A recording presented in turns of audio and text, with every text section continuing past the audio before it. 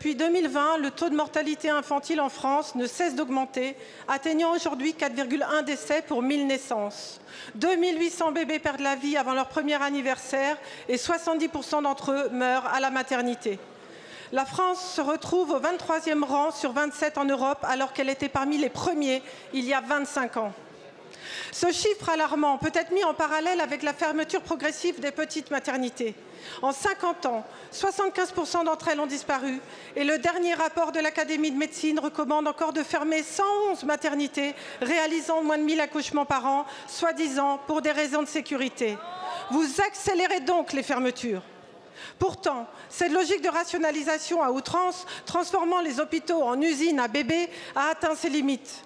La surcharge des grandes structures hospitalières, le manque de suivi des prématurés et la dégradation des services de protection maternelle et infantile mettent en danger les mères et leurs bébés.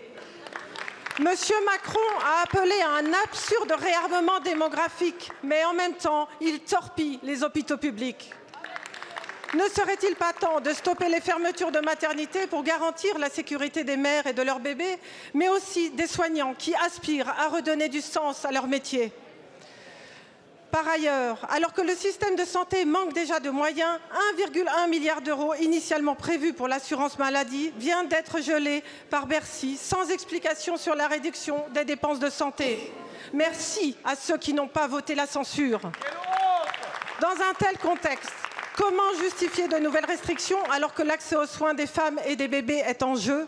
Monsieur le Premier ministre, quand et comment allez-vous prendre réellement en charge cette question de la mortalité infantile? C'est ma 3e QAG sur les maternités et vous continuez à fermer des maternités. Vous mettez en péril la santé des femmes et des enfants.